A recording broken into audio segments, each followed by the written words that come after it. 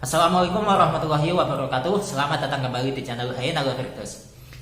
Oke teman-teman, seperti biasa di video kali ini kita akan lanjut praktek membaca kitab Fathul Qorib, dan sekarang kita sudah sampai di makro wa usolli wa usallimu. Kita baca sampai ini. Al-qaili man yuridillahu bi khairan yufaqihu fid din.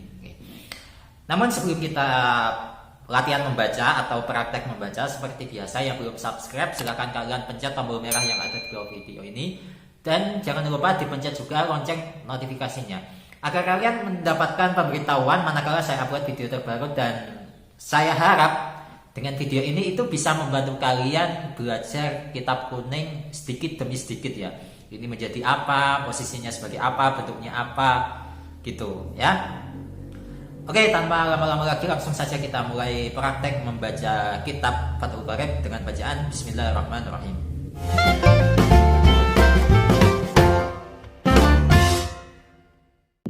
Bismillahirrahmanirrahim. Qala al-musannifu rahimahullahu ta'ala wa nafa'ana wa nafa'ani wa bi ulumihi fid dharain amin ya rabbal alamin. Wa usalli wa usallimu ala afdhali khalqihi Muhammadin sayyidil mursalina al-qaili may yuridillahu bihi khairan yufaqihu fid dini.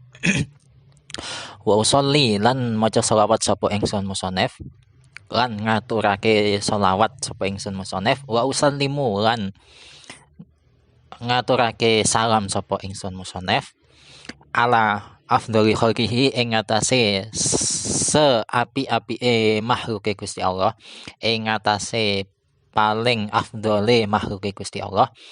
Rupane afdhali khalqihi iku Muhammadin, rupane Kanjeng Nabi Muhammad sallallahu alaihi wasallam. Sayyidul mursalina kang dadi bendarane pira-pira utusan. Al-qaili kang ngucap sapa Sayyidul mursalin, kang ngucap sinten Muhammad, may yuridillahu bi khairan yufaqihu fid dini. Man utawi sapane wonge yurid kang ngarepake Allah sinten Allah bihi kelawan man khairan ing keapian, monggo yufaqihu monggo bakal mahamake sinten Allah hu ing man fid dini ing dalam masalah agama. Untuk analisisnya kurang lebihnya di sini wa usolli. Wa usolli di sini merupakan ataf nasak ya, karena di sini ada huruf ataf berupa wawu.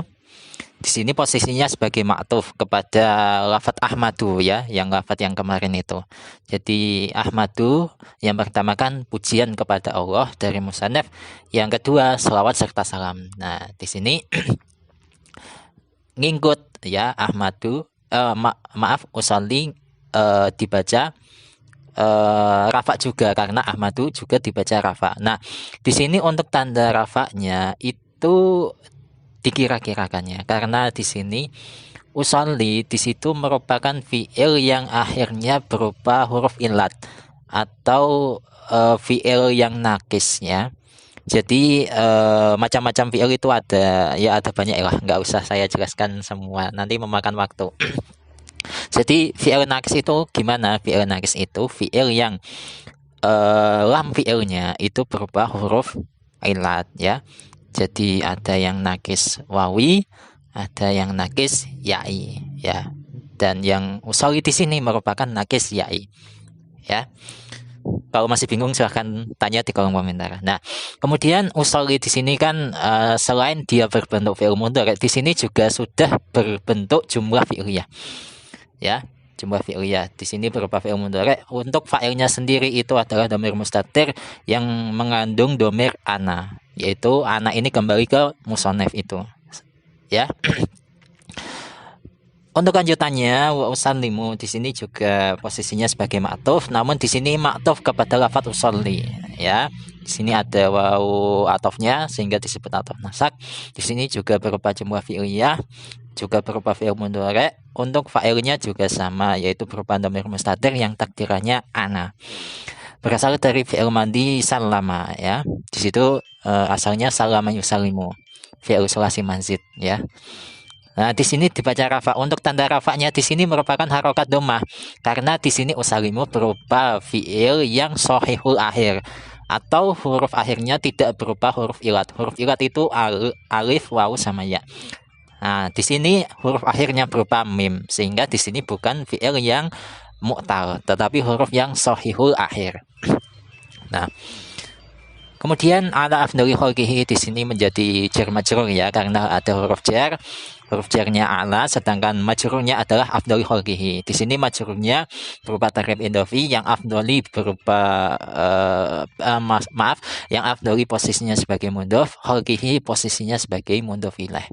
Afdali dibaca jar sebab huruf jar ala, khalqihi dibaca jar sebab posisinya sebagai mudhof ilaih. Nah, ini yang hi sebagai mudhof ilaih yang kedua. Ya, mudhof ilaih kedua kan. Afdali mudhof, khalqi mudhof ilaih pertama, hi mudhof ilaih yang kedua. Di sini hi itu dibaca jar, cuman tanda jarnya itu gimana ya saya jelaskannya.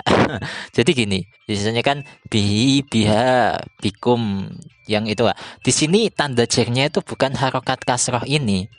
Ya, tanda jarnya bukan harokat kasroh, tapi tanda jarnya itu dikira-kirakan.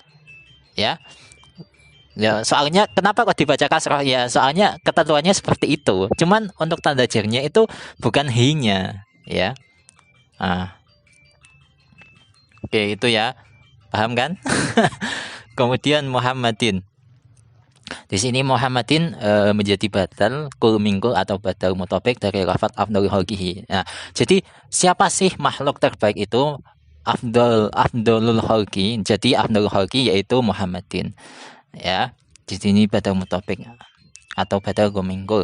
Nah, di sini dibaca jar karena mubdal minhunya juga dibaca jar, ya. Afdalul khalqihi kan dibaca jar, sehingga di sini Muhammadin. Di sini tanda jarnya berupa harokat kasrah, ya, karena berupa isim mufrad.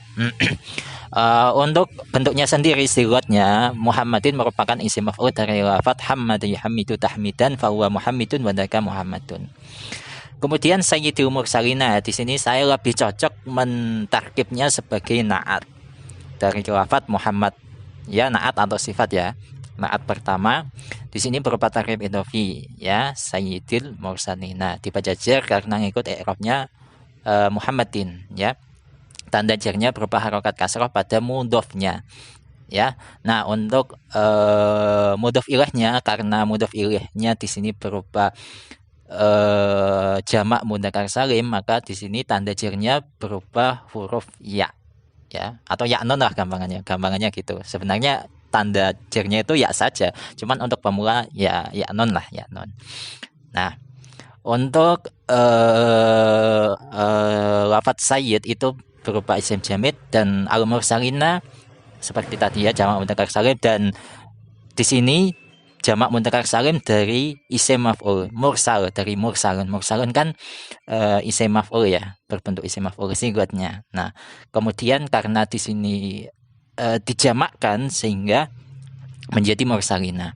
Jadi isim sifat itu ketika dijamakkan itu kebanyakan itu ditambahi wawunon atau yaknon, ya. Mursalina, mursaluna. Atau ada juga sih yang berbentuk isim fa'il, cuman jamaknya itu tidak berbentuk jamak mudzakkar salim, tetapi ke jamak taksir seperti tolibun. Sebenarnya bisa dijamakkan menjadi tolibuna atau tolibina, tetapi mayoritas itu lebih masyhur menggunakan tulab, ya. Nah, itu. Kemudian al-qaili menjadi naat lagi, naat yang kedua dari lafadz Muhammadin. Di sini sudah saya sertakan ya, di situ al-qaili dibaca jar karena Muhammadin dibaca jar, berupa isim mufrad karena Muhammadin juga isim mufrad, isim ma'rifat karena Muhammadin juga isim ma'rifat, juga menunjukkan mudzakkar karena Muhammadin juga menunjukkan mudzakkar, ya. Nah, kemudian ini seperti yang kemarin menjadi jumlah maqul qaul. Jadi jumlah maqul qaul merupakan jumlah yang terletak setelah lafaz-lafaz yang menunjukkan, mengatakan, menceritakan, mengisahkan, dan yang sejenisnya. Nah, di sini setelah lafaz al-qail itu ada lafaz man yuridillahu bihi khairan yufaqihu fiddin. Jadi Kanjeng Nabi Muhammad adalah orang yang mengatakan ini, man yuridillahu bihi khairan yufaqihu fiddin. Nah, sehingga di sini karena al-qail itu kan fi'il ya, bukan fi'il sih, cuman isim fa'il, cuman di sini isim fa'il cuman memiliki amal seperti fi'ilnya. Jadi qala itu merupakan fi'il yang muta'addi. Dan otomatis kalau muta'addi itu membutuhkan maf'ul bih. Dan di sini man yuridillahu bihi khairan yufaqihu fiddini itu posisinya sebagai maf'ul bih. Sehingga di sini menempati mahal nasab. Oke. Kemudian man itu termasuk salah satu amil jazm yang bisa menjazmkan dua kalimat fi'il. Yang dijazmkan adalah fi'il yang posisinya syarat dan fi'il yang berposisi sebagai jawab. Kemudian yurid. Nah, ini aslinya itu bacanya yurid. Jadi enggak diharokati kasroh, cuman diharokati sukun. Nah, berhubung karena bertemu dua huruf yang berharokat sukun, maka yang awal itu diharokati. Nah, gitu. Seperti contoh lainnya itu seperti itu loh. Yarfa'illahu alladziina aamanu minkum walladziina utul ilma darajat. Di situ harusnya itu yarfa Allahu. Nah, cuman kalau dibaca yarfa Allahu itu nanti apa dua sukunnya ini enggak apa istilahnya itu enggak sinkron, sehingga untuk memudahkan itu yarfa'illahu gitu. Nah, oke ya, jadi jelas ya. Jadi di sini juga dibaca jazm karena dimasuki dengan amil jazm berupa man. Di sini fi'il mudhari' ya yang menjadi syarat dibaca jazm, diawali amil jazm. Nah, untuk tanda jazmnya itu merupakan harokat sukun. Di situ saya tulis huruf ya-nya yang aslinya yuridu. Ya, yuridu kan darinya itu diharokati, cuman ketika dibaca jazm kan dirubah menjadi sukun. Nah, karena di sini ada dua sukun, maka huruf yang dibuang itu adalah huruf ya-nya. Itu dari fi'il madi aroda dan ya belakangnya itu tadi sudah. Kemudian Allahu di sini posisinya sebagai fa'il dari yurid ya. Di sini fa'ilnya berupa isim dohir. Isim dohir itu isim yang nampak, bukan isim domir. Di sini dibaca rafa dan tanda rafanya itu harokat domah karena Allah merupakan isim mufrad yang ma'rifat. Kemudian bihi menjadi jar majrur ya. Ini sudah paham semua. Huruf jarnya ba dan majrurnya adalah isim domir hi. Huruf jar ba di sini memiliki faedah ta'diyah. Jadi ta'diyah itu apa sih? Gampangannya ta'diyah itu tidak dimaknani gitu aja. Man, siapapun yurid yang berkehendak Allah, siapa Allah bihi kepada man. Ya. Biasanya kan bihi kan kebanyakan itu maknanya dengan, tapi di sini enggak dimaknani. Ya.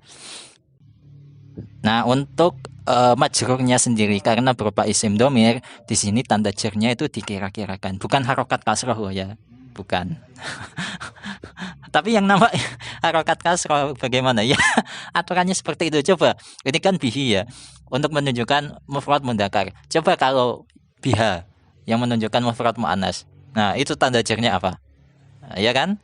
Berarti kan otomatis tanda jarnya itu dikira-kirakan. Nah, kemudian khairan di sini posisinya sebagai maf'ul bih ya, atau objek dari yurid. Jadi ingin, Allah menghendaki kebaikan. Dibaca nasab, tanda nasabnya harokat fathah karena berupa isim jamak. Jadi isim jamak itu kelihatannya itu menunjukkan makna satu, tapi di situ ada makna banyak. Contohnya seperti lafadz qaumun. Ya, qaumun. Qaumun kan mufrad, cuman ketika dijamakkan menjadi aqwamun. Cuman qaumun meskipun bentuknya itu mufrad tapi menunjukkan makna banyak. Jadi kaum itu kan suatu komunitas terdiri dari banyak orang. Ya kan? Sehingga qaumun disebut isim jamak. Jadi bedakan ya antara jamak dengan isim jamak. Gitu. Nah, kemudian yufaqih menjadi jawab dari lafadz yurid. Nah, di sini juga dibaca jazm karena tadi man menjazmkan dua kalimat fi'il. Ya, di sini karena akhirannya berupa huruf yang bukan huruf ilat, maka di sini tanda jarnya itu adalah harokat sukun. Ya. Dan selain bentuknya sebagai fi'il mudhari di sini juga sudah berupa jumlah fi'liyah, yang mana fa'ilnya itu berupa isim domir Domir yang mustatir yang tersimpan, dan takdirannya itu huwa. Huwa ini kembali ke lafadz Allah. Ya. Kemudian hu di sini maf'ul bih dibaca nasab, dan tanda nasabnya dikira-kirakan karena karena isim domir itu sendiri, ya, isim domir yang fi mahali nasbin. Kemudian fit ini ya sama jar majrur, huruf jarnya fi, majrurnya atin. Tanda jarnya itu harokat kasrah karena atin berupa isim mufrad. Nah, kemudian ada ta'aluk dengan yufaqihu. Jadi ta'aluk jar majrur itu dengan kalimat fi'il. Ya.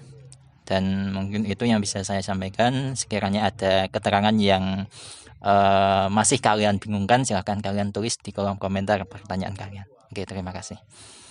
Dan untuk video kali ini saya cukupkan sekian. Manakala ada pertanyaan seperti biasa, kalian tulis di kolom komentar. Atau kalau kalian mau bertanya lebih, silahkan kalian DM lewat Instagram saya, ya. Insya Allah nanti saya bantulah terkait masalah kitab kuning. Jika kalian mendapatkan ilmu baru dari video ini, silahkan jangan ragu-ragu klik like di video ini, oke? Dan manakala video ini bermanfaat untuk kalian, silahkan kalian share atau bagikan video ini ke teman-teman kalian, terutama yang di pondok pesantren atau yang sedang belajar membaca kitab.